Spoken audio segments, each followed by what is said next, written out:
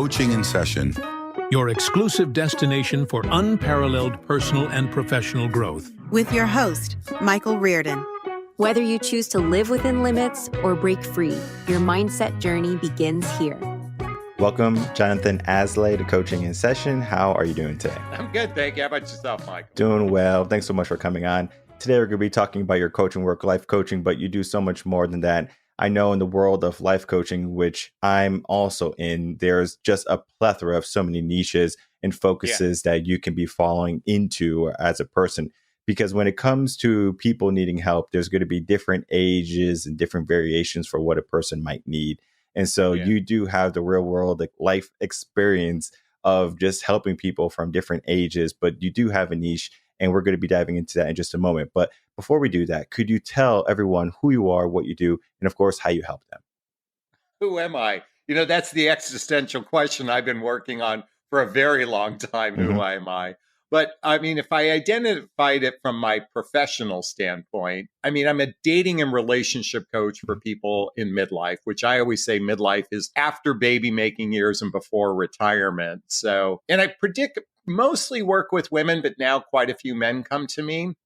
What's interesting about the dating conversation and how even my business has shifted over the years is that dating and relationships trigger kind of what I believe is the number one emotional health issue. And that is, I'm not good enough, I'm not lovable, and I'm not likable. And from that vantage point, you know, that's where life coaching comes in, is that it's all centered around helping a person's self-esteem, self-confidence, self-reliance. And I even at some point wrote a book about self-love, which I think encompasses all of that. And so you're right, life coaching is niche, but I think ultimately, like in my particular case, it's centered around dating and relationships. It's only because it triggers our stuff, which is really centered around individual empowerment. Very true. I like this idea of the journey of life, and you kind of alluded to it, where like the midlife is after kids. So there's a focus typically of how a person is going to develop or just kind of move through life. We think of a person in high school, they're focused on career, maybe they're high school sweethearts, but they don't know what love truly is quite yet. But then they learn, right? And they finish maybe college if they decide to go that route. And now they're trying to climb the corporate ladder. So their focus is there. And then at some point they decide to, hey, let me find someone to settle down with, start a family. So this is all a mindset trajectory, essentially, of how a person flows, or the flow state of how someone's going to that midlife. Would you say that there is a strong foundation for a person to build, or a possible foundation that they can build before the midlife happens to them? Because we know about the midlife crisis, but is there a way where they can equip themselves before that crisis even occurs?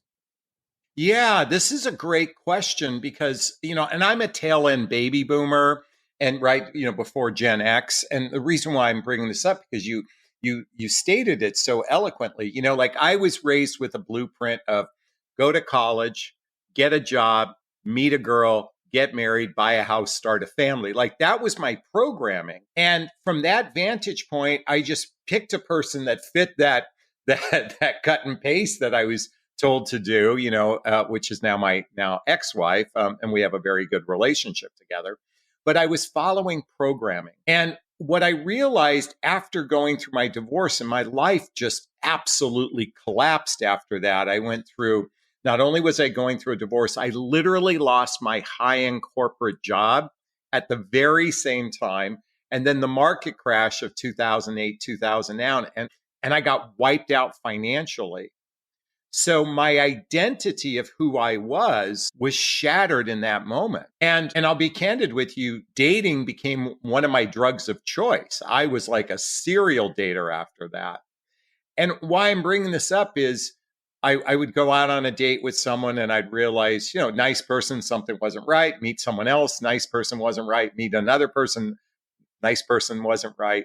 But after 100 internet dates in 1 year, I realized I was the common denominator. Coming back to your question, you know, if I could do it all over again, and I started with my son, or both my boys, was to really introduce personal development, self-help, spiritual work, and therapy as a foundation for creating emotional scaffolding in one's life. Because midlife crisis is is it really an emotional breakdown? It can be a physical breakdown too, but it's an emotional breakdown. And so I wished I'd done a lot of work, but when I was growing up, and I don't know about you, but like therapy was a 4-letter word, like nobody did it kind of thing.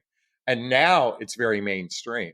I love everything you said. And I always like to do this for some of the audiences, like rewind that because everything you said was like spot on, like the emotional scaffolding. Like, I don't think people realize what you said there. So, Yeah. so like to rewind it, you can really get a good gist of what he just said, because I mean, we kind of just move so quickly and we don't necessarily pay attention, because if you go back to how we are growing up or programmed, the blueprint, right? It's not necessarily let's pay attention. It's let's do what we're told. And at some point we have to figure out, well, what do we want? And not until we get to that point are we just kind of doing things that may bring us happiness. They may bring us some momentary like pleasures and things like that. Because I went through a process where I was also dating a bunch of girls. But me, my mission during that time was to find a wife, right? To find the Okay. most suitable person for me. I wasn't looking for like love or someone to complete me. I was looking for a family. And of course I had all my values lined up. I had all my expectations there, and it was extremely difficult, having those high standards for someone. How old were you at the time, Michael? When I was looking or when I started dating, like crazy. Well, you sound like you really went into it with some consciousness. So, Right. how old were you then? Just out of So curiosity. 28, I would say 28, went on a self-actualization journey. And I would say I started to look seriously around 30, around that time. Okay. And so it took me 2 years of personal development to really say, okay, I've done the work to figure out what I want. And then I was like, let me find what I'm looking for. And then I gave myself a goal. I was like, by 35, I'll find the person. And I did, right? I think I found her at 32 or something like that. Okay. So it didn't take long, but a year or two, or the scheme of 4 years, I guess you can say, in life is a long time, right? Because, New Year's resolutions come and go and people don't even realize that it's happening. A couple pounds Absolutely. get tacked on. They're like, wait, where did this come from? It didn't come from one cheeseburger. It came from times of not focusing on your diet or focusing on your health. And I find that when someone is going through the transition phase from their 20s to 30s and maybe even going into the 40s, the midlife area, one of the things that they are struggling with is identity. And I know you said, you dealt with this identity shattering aspect where 2008, financial crisis and things along those lines. Of course, divorce is also going to play a big role in your identity, who you are. Yeah. How do you help people understand and navigate their identity? Oh my gosh. This is when I was growing up, there was a TV show called The $64,000 Question. I mean, I think we'd have to adjust it for inflation and whatnot. It's the $1 million question. It'll be $1 billion, I think. I think, but I want to say this because I really genuinely believe part of that midlife that occurs is that we start asking ourselves, who am I? Right. Why am I here? What's it all for? I mean, usually starts around 38 years old. Given that the average human lives to be about 79, 38, 39, 40 is right that midpoint, why we call it midlife. Our identity oftentimes for men has always been associated from a performative basis, the provider, protector, our professional life, our capacity to generate resources. Throughout history, that's where men identified who they were from that vantage point. And for women, and I'm going to say this sadly, it's been an objectification based on beauty and their capacity to attract a man. Now, thankfully, we've evolved, particularly in the last 50 years, that women aren't dependent upon men in the same way as they used to be, and they can be empowered themselves. And I think that's radically important in relationship, despite some of the narratives out there suggesting we should go back to some traditional narrative. By the way, just because it sounds good doesn't mean people were any happier 50, 100 years ago. Right. But coming back to identity, that's a great question. And I believe the only way we can explore that, I believe, is through personal development, self-help, spiritual work. And to me, I look at it from a connect for myself only. I can only speak for myself, is how I connect with my higher self, how I connect with my divinity, how I can connect to something greater than myself. That's how I focus today in my life, my identity. And it's not the possessions that I have or the outside material, it's the emotional identity that matters most. And really quickly, you brought up a moment ago when I talked about emotional scaffolding. I came up with that one day like on a video, and I went and bought the URL for that because it occurs to me that the work you did, much earlier than I did, I really didn't begin this until my mid to late 40s, was building that emotional scaffolding for yourself, because how we handle life, there's the physical component of life, but there's the emotional component of life. And sadly, Michael, we are swimming in a sea of emotional dysfunctionality, at least particularly here in the United States. I mean, people are swimming in the sea of victim consciousness, and in the dating realm, I need you to love me so I can feel good about myself. It's an abandonment of one's identity or their sovereignty. If we really want to think about it, I think of the word sovereignty, our individual empowerment. We humans here, at least again, I can only speak for you people in America. I think it's a really dysfunctional world we live in on an emotional level, Yeah. I think of when it comes to like a person doing the work, it doesn't happen in like when things are good. It happens when things are bad. Yeah. Like a trauma happens, some amount of grief happens, like something in your life turns everything upside down. You're like, I have no choice but to pay attention. And as much as I would love to, tell audience members, hey, take action today, do everything you can today, the majority of them won't, because as much as they are into personal development and self-help and trying to get themselves, to a better life, they wait until the last minute, right? The procrastination of our better selves or success, whatever you want to consider it, is almost inevitable for at least 60% of people, right? It's the bare minimum. It's interesting because, and I'm in full agreement, and I do believe awakening most of the time happens through what I call a humbling event. So when I lost my high-end corporate job, went through a divorce, and the divorce is the unraveling of your tapestry with another human being, and then the market crash, that was a gigantic perfect storm, humbling event for me, which led me on a journey of self-discovery. I bring this up because about 10 years after that humbling event, I did a ton of personal development work. And then in 2018, I lost my 19-year-old son to an accident. And talk about your life being shattered in a moment. I have two boys. They're pictured behind me in the photograph. And to lose a child is a devastating experience. And you had mentioned grief and loss. First, I was grieving my identity. Now I was grieving my loins, if so to speak. But what I'm grateful for is because I had done so much work on an emotional level that it didn't take me down the rabbit hole of despair. Now, doesn't mean I didn't grieve, didn't cry. I mean, to this day, 8 years or 7 years later, I still feel, whole inside of me. But it was the work that scaffolding that was built that allowed me to navigate it with a bit more, I don't want to say grace, but a bit more, God, not ease. What would it be? Finesse. Yeah, I mean, that would be a good choice of words too. And because by the way, since then, I've known 24 people, I personally know who have lost a child. Like all of a sudden I realized, was I the first? And, kind of thing within the circle of people I know.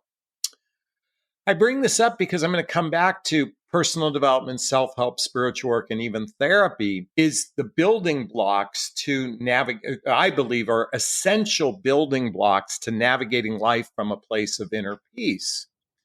And then there's another grief story, but if you want to unpack any of what I just shared, I'm more than happy to go down that rabbit hole too.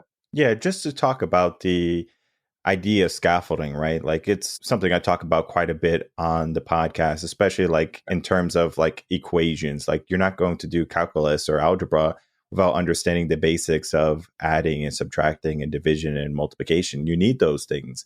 So there's prerequisites in life that we have to understand. Yeah. Once we have those, it's not that, okay, those stepping stones are there and forgotten, right? There are always going to be steps that we can lean back on or go to if we ever need them. As a parent, you probably have to go back and at some point you're teaching your kids 5th and 6th grade math. You're like, wait, did I learn this in school or something?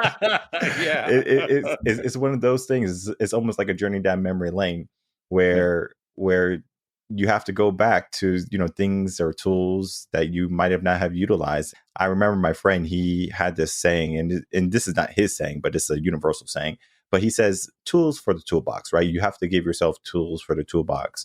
And so like therapy, coaching, they could be tools for the toolbox. And I think what is happening is a lot of people, as much as they would like to build a good life, they don't do the work or invest in the tools that are going to help them later on in life. Sure. Yeah.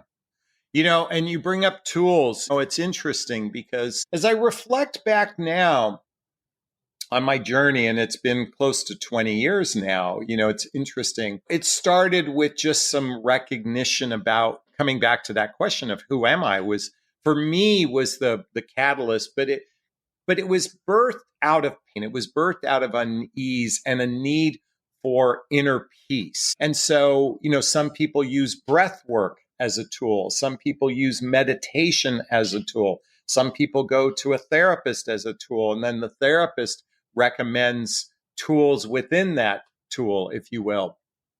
And I could put together a list of 25 things right now you could do to love yourself. And the reason why I say love yourself is that all of us adults have an inner 6-year-old inside of us that doesn't know how to regulate its emotional well-being.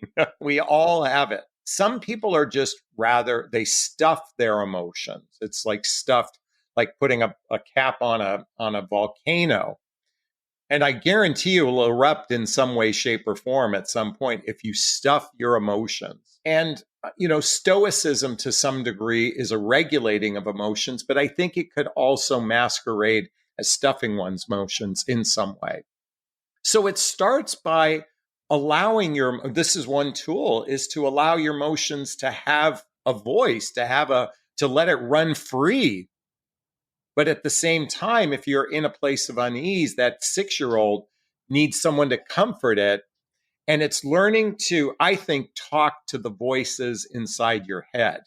Like that's ultimately, I think, the goal is, and we all have a roommate in our head, and some of us have a fraternity or a sorority in our head.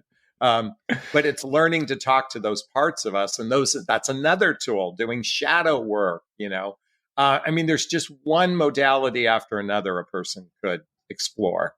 Mm-hmm. Yeah, very true. There's some tests like the Clifton Strength Finders test is great to understand your strengths. And then there's a shadow test. It was, the creator of that test actually reached out to me. He wanted me to work with him to do this. And he gave me the test for free. And I took it. And I was like, this test is a true reflection of who I was before I did the personal development work. Like everything was true. Even though I did the work already, it still was able to capture who I was. And I was like, that's insane. But just because, I did the work, it doesn't mean I can't fall back into what maybe was comfortable or what is familiar, because at some point, maybe we, go back to, what was toxic because, it gave us a sense of ease. I think of people who fall into habits like gambling or drugs, and it's not that they want to do, and they say, hey, like this is going to be the best thing for me. It's like that made me feel decent, or it made me be able to get through whatever I was going through. And so some tools are not going to be the best, but then we have to figure out which tools are going to be working for us. I think is something that you have to do the work for. And you Yeah. talked about this idea of unpacking. And we talked about this idea of the halfway point in life Yeah. where we hit that 40-ish around years of age. And essentially we have 40 more years of our life where we can, fill up our luggage or fill up our home with whatever we want. Yeah. But then we have to think about all of the baggage that we have been claiming throughout the years. And I think Yeah. about when would be a proper time for someone to unpack, for someone to declutter. And it's maybe not so much about materialistic things, but the mind things of maybe things that haven't been serving them, things that have been toxic, things that have Yeah. been anchors in their life, to relinquish them. Because I can't imagine someone trying to keep all of those unnecessary things or items or ideals or, ideas throughout their life, and they don't serve any purpose for them. And like at some point you have to reach, like a cap. It's very similar to the boiling point, as you were mentioning, where you can, try to keep putting things in a suitcase, but your suitcase is only, couple cubic feet or whatever it is. Yeah. And, you only have 50 pounds to bring on the airline. Otherwise, they're going to charge you $160 extra. I mean, yeah, you could pay $160 extra all the time. But the reality is, we want to travel within that 50 pounds, right? Not only to be in accordance to what the airlines want, but to be able to manage that luggage. Sure, sure. So the question of when, I think it begins when we humans take personal responsibility for our lives. So there's Mm. a self responsibility, and I'm going to use it in the context of triggers. Something agitates you, something bothers you. Most humans tend to point the finger at someone or something as the lot in their problem. And self responsibility is like, my emotions are my responsibility. How I react to a circumstance is not somebody did something to me, it's how I reacted to it. So first, it's that recognition. And as I said earlier, we here in the United States, boy, we love being in victim consciousness. It's all somebody else's fault. And when we take personal responsibility and ownership for our lives, that's the first step. And again, we are here in the United States, we are we're very ego driven, we're very scarcity driven, we're very driven by right and wrong, power, that sort of thing. It's not love consciousness. It's a superficial consciousness from my vantage point. So the next step in the rung, and actually, that's not even a fair statement. It's not next or anything. It's just another facet would be genuine self-awareness. Now, in my lexicon, this is nobody else. This is just my lexicon. Self-awareness is the recognition of one's fears, one's insecurities, our negative judgments of other people, how our actions affect others, our negative patterns in life, our limiting beliefs that bring us pain. And self-awareness, if we want to take self-awareness to the next level, it's our ability to shift to love when we're in emotional pain. So, when we talk about unpacking, first you have to go, oh, I got an ouch. Okay. I felt an emotional ouch. I'm just going to say it like you would a child. Okay. All right. Well, unpacking would be going, okay, where does this ouch come from? Well, it reminds me of something that happened in childhood. I mean, so I'm a big believer of doing inner work that starts with childhood wounds and traumas. Now, Michael, when I say the word childhood wounds and traumas, most people think, abuse, both physical and emotional, that was just heinous.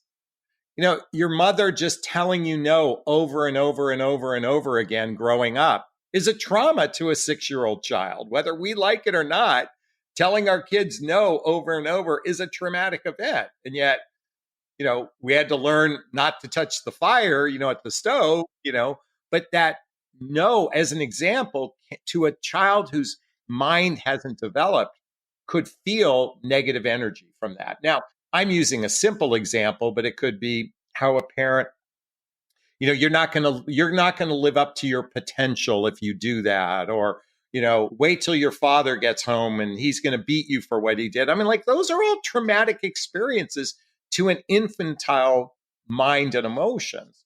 And it affects us as adults and how we operate. And even we could have had the most loving of parents that could have unintentionally created some emotional chaos in our life. So put that childhood in a box for a moment. Now start our adult life. I mean, boy, like I said earlier, I went through a divorce. That was the unraveling of the tapestry with my life with another human being. And that's a traumatic experience.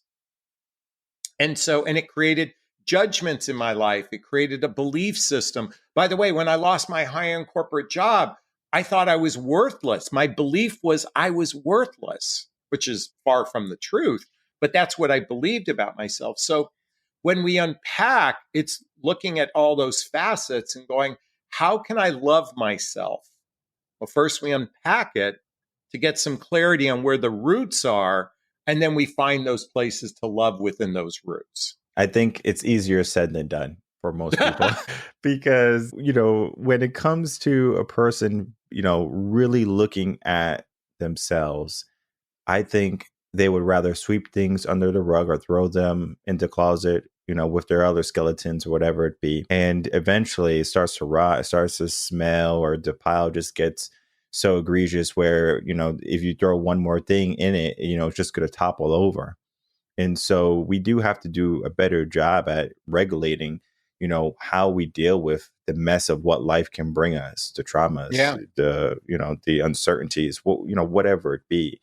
And you brought up this idea of love consciousness. And I'm going to take this a different way because when love is, presented, right? Like, oh, I love you or whatever, you don't love me. This is all, I believe, when it comes to defining love, very similar to success, because what love is for someone might not be love for someone else. For example, maybe a love for a wife would be, I want my husband to pay all the bills, to ask how I'm doing after his long day of work or whatever, to make sure the kids are taken care of or whatever. Like, we can define what someone would define what love looks like or is for them. But when you ask a person, have you ever been loved, or do you know how to love? An astounding number, which is shocking, they would say that they don't know how to love properly. And would you say, in your work, especially around the midlife crisis, where people are starting to look at the mission of what they have in life, or the vision of what they have in life, love being one of them, I'm sure, and values and legacy that they're trying to create as everything in a nice little package, love is something I'm sure will bring about much confusion. How can a person understand what love is? Let's be specific during the midlife crisis. Wow. Again, well, this is the $10 billion question. I earlier said the $1 million question. I can, to some degree, I don't want to speak for everyone on what that means to them, because as you laid out earlier, to one person, it might feel to be provided and protected for. Another person might be just the emotional connection in your relationship. I think, but I'm going to look at it from this vantage point.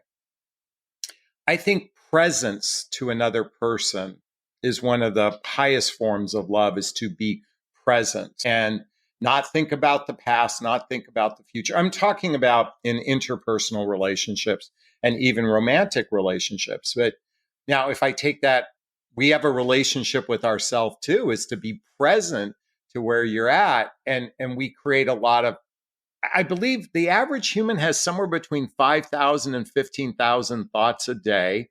I believe 90% of them are the same thoughts over and over, and 90% of those are negative. And I heard that on a podcast, so don't hold me to it. I think that's the least loving thing we can do to ourselves, is emotionally beat ourselves up. So love starts with maybe a reprogramming of how we talk to ourselves. Might be one of the most important facets of love, is how we talk to ourselves. Because, humans are talking to themselves all day long in their head. But are we talking from a place of love like you would that little 6-year-old child? Or are we beating ourselves up? Again, we could take the word love and go down so many different rabbit holes. But I'm going to kind of lean with that one for today. Well, that is one we're going to go with. And it's one I actually truly enjoy because when you think about it, how you speak to yourself is definitely going to reflect on how you speak to others. Yeah. Where I do, or I have done a lot of work, personal development, self-help, the journey, it wasn't always easy. Yeah. But when I look at comparing, it's not really the best thing, but I'm going to do it.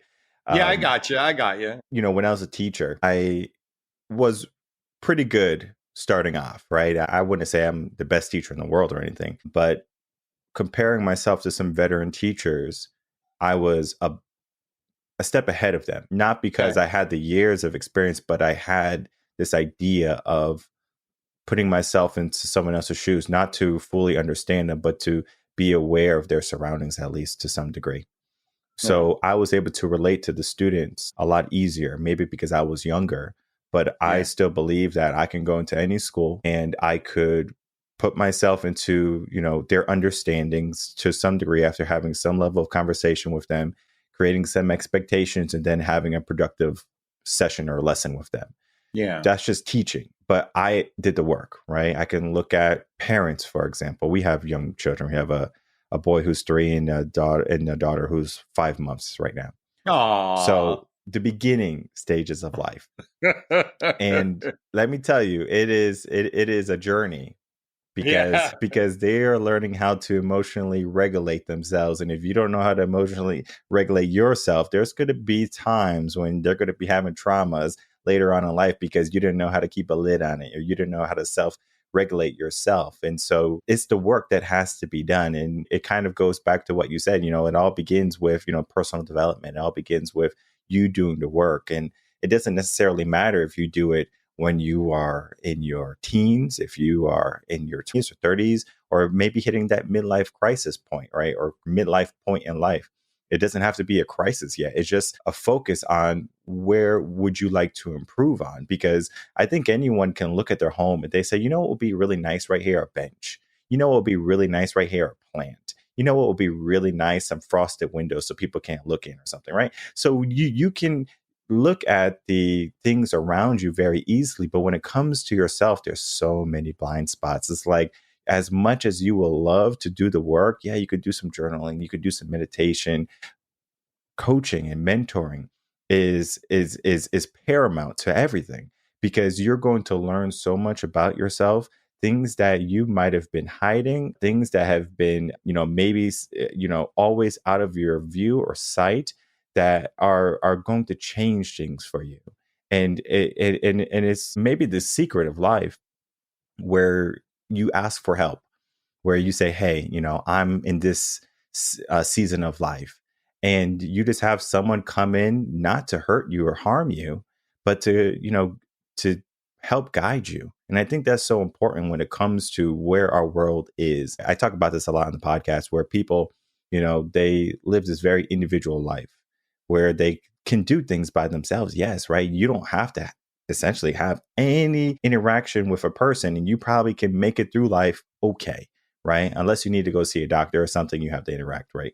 But most people, they can do things by themselves. But when it comes to people and their lofty goals in life, it often requires someone to help guide them. We don't have to keep reinventing to every single time we want to drive our car, right? It's already been done. So we utilize those technologies and we utilize those knowledges and those wisdoms from other people rather than just saying, okay, let me walk this path by myself. And this leads to the question of we know that we can learn from other people. We know that we can get help. And we know that we can be in a better place if we give ourselves intention to. So why not do it? Is the question. Well, yeah, we used to live in environments. I was just, as you were sharing this, and I was thinking about that. I don't know why the movie Dances with Wolves popped in my head, but there's a scene where they're in the teepee and there's the younger warriors with the chief and Kevin Costner was in there too. But then there was this older figure there.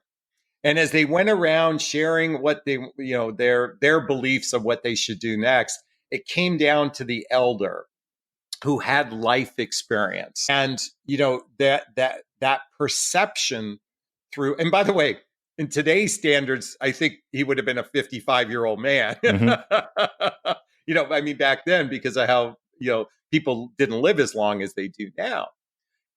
I believe that, I think if younger people were encouraged to seek advice from those in different brackets in their life. So if you're a 25-year-old man, speak to a 35-year-old, speak to a 45-year-old, speak to a 55-year-old, speak to a 65, speak to an 85-year-old, and actually embrace their story and their experience, because it's not going to be aligned with yours, especially since technology has evolved so much in the last 100 years. Unlike in the movie Dances with Wolves, society moved much slower. So it's important to get contemporary advice, but there's so much rich experience from those, like I'm now a senior, I'm not quite a senior citizen yet, but I'm 60, and I know a lot of younger people come to me now compared to when I was growing up, because I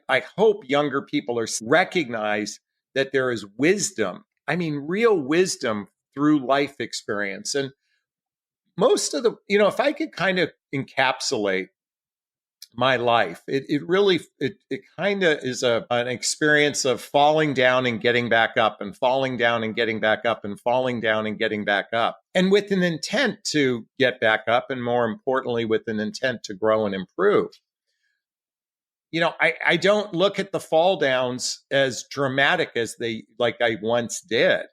When I lost my high-end corporate job and I was in that emotional crisis, identity crisis, I used to go to bed wishing I didn't wake up, like for 6 years. It was that long of a tunnel. And, so I've recognized that part of life is falling down, and how we choose to get back up is a reflection of those people around us. And so seek those that can help, because there's so much wisdom out there.